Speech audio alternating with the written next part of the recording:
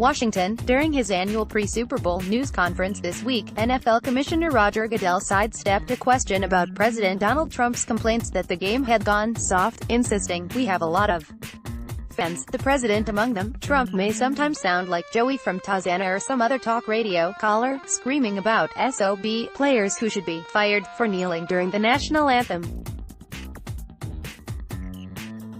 But as president, he has generated far more headaches for NFL team owners. In this April 19, 2017, file photo, President Donald Trump speaks on the South Lawn of the White House in Washington during a ceremony where he honored the Super Bowl champion New England Patriots for their Super Bowl victory. Trump has stopped bashing NFL owners, and the decisive reason why involves the Super Bowl ads in Canada. Susan Walsh, AP file photo. For 2 years, at rallies and in tweets, Trump slams against the NFL players' protest-stoked divisions over race and patriotism. Last fall, however, the president ceased his attacks, even calling the NFL a great American company, during a rally in Minnesota. The baffling ceasefire has continued as the league prepared for its annual showcase, the Super Bowl, on Sunday between the Los Angeles Rams and the New England Patriots. Yet even as NFL owners are relieved to have Trump off their backs, the raw memories of his past taunts falsely impugning players' patriotism and even the game's television ratings have left them wary of setting him off again. People who work in and around the league, as well as current and former administration officials, attribute the truce to a number of factors. Among them, league owners' capitulation to his demand that they curb on-field player protests, the rebound in TV ratings, and, perhaps, Trump's sense that he had squeezed all the political juice he could from the issue. But decisive event, according to several people, may have been an overture from one of Trump's closest friends, Patriots owner Robert Kraft, seeking his assistance on an obscure trade issue that would allow the league to reap millions more dollars from Canadian broadcasting rights to the Super Bowl. He was quite happy he could get that problem solved, said a senior White House official, who spoke on the condition of anonymity. The tension eased after that. About a year ago, Kraft called Trump for a favor.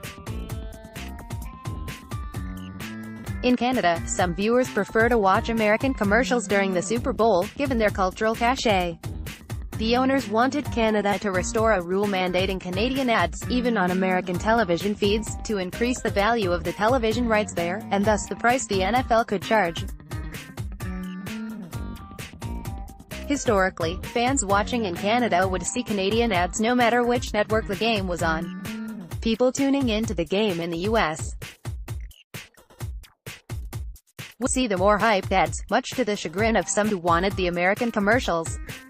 That changed after a 2015 CRTC ruling that deemed the expensive American commercials part of the spectacle.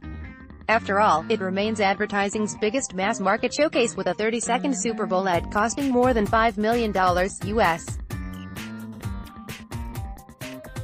It started in 2017 and will continue for a third year this Sunday for Canadian viewers watching on CBS. Trump took up the owner's cause with gusto. He moved the issue to the top of his list of demands when American and Canadian officials met to renegotiate a trade agreement last year, according to a senior White House official. "There's no deal without it," the Americans insisted. As trade goes, football ads were hardly on the level of issues including dairy or aluminum sales. But it mattered to Trump. Because it mattered to the NFL. Goodell, who rarely says anything about a politician for fear of seeming partisan, called the president to thank him and put out a statement praising Trump's leadership and determination. Canadians can still watch American ads this year because the revised trade pact has not been ratified by the country's legislatures. The flattery seems to have worked.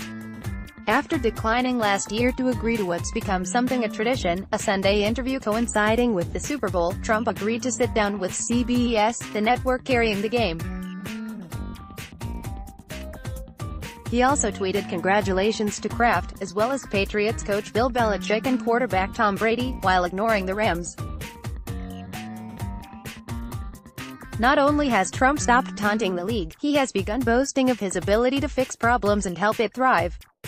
He has brought up the Canadian trade issue several times, including at rallies in October and again this week in an interview with the conservative Daily Caller. "I was very pleased that he called me to thank me for helping him with Canada," Trump said of Goodell.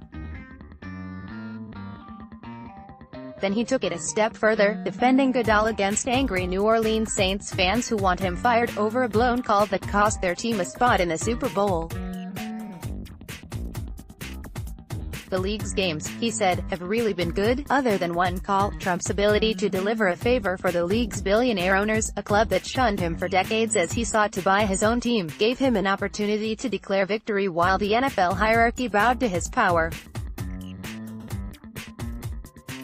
He had failed as an owner in a rival league in the 1980s, and his subsequent attempts to buy a coveted NFL franchise, including the Buffalo Bills in 2014, were consistently rebuffed. He has the ultimate consolation prize in that he gets to sort of heckle from the Oval Office, said Mark Leibovich, author of Big Game, The NFL in Dangerous Times. He loves wielding power over powerful, wealthy people, especially powerful wealthy people that have rejected him over 4 decades. Trump learned the power of bashing the NFL late in his 2016 presidential campaign. It was risky in a way, given that football fans hold a variety of political views. But the decision that year of San Francisco 49ers quarterback Colin Kaepernick to kneel during the national anthem, to protest police brutality and racial injustice, proved too alluring for the president. Trump literally wrapped himself around an American flag pole at rallies, stoking white racial anxiety. Whenever the president finds himself in a political pickle, to put it crudely, he reaches for the culture wars, said Eddie S. Glaude Jr., chairman of the Center for African American Studies at Princeton University. The president ignored the racial message that the mostly African American players sought to convey.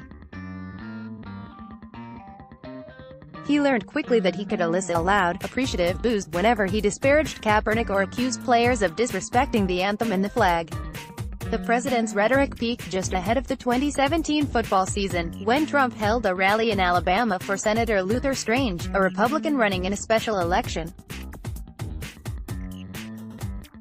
Trump, trying to rouse the listless crowd, seized on the protests. "Wouldn't you love to see one of these NFL owners, when somebody disrespects our flag, to say, 'Get that son of a bitch off the field right now'? Out. He's fired. He's fired," Trump said, his voice building to a near roar. He blamed the league's poor ratings on the controversy and urged supporters to pick up and leave a game if players protest, something Vice President Mike Pence did a month later in Indianapolis, Indiana, a move that detractors claimed was staged. Team owners, who take pains to insulate the league from politics and market the sport with displays of patriotism, were petrified. They didn't know what to do, said Ari Fleischer, a former spokesman for President George W. Bush, who has been a communications consultant for several teams. They were flummoxed. Who in sports knows what to do when you're attacked by the President of the United States? The NFL, which was facing a more existential threat over players' brain injuries, doubled its federal lobbying budget in 2018 from the prior year, to $1.64 million, more than it had ever spent, according to the Center for Responsive Politics. The owners also began direct talks with Trump to implore him to stop his attacks, to no avail. "This is a very strong, winning issue for me," Trump told Dallas Cowboys owner Jerry Jones, according to a deposition in a grievance filed by Kaepernick, who accuses the league of colluding to end his career. The deposition was reviewed by the Wall Street Journal last year. "Tell everybody you can't win this one," Trump told Jones. "This one lifts me." Another owner, the Miami Dolphins' Stephen Ross, testified that the president's message was delivered to fellow owners, and squelched any support among them for the players' protests. The league would eventually create policies that effectively kept most players from kneeling during the anthem. The effort alienated many fans and celebrities but began the process of quieting Trump. "I don't think there's any doubt that the owners capitulated," said Mark Garrigus, Kaepernick's attorney. "The NFL has decided that Colin is a persona non grata, and I think they've done it because of Trump," a former White House official largely agreed, saying the NFL's decision to keep protesting players in the locker room during the anthem deprived the media-savvy Trump of a visual image to target. NFL officials did not respond to requests for comment. report and air journalistic standards about the star sports action and reaction delivered to your inbox. New NEWSLETTERSPORTSSIGN up.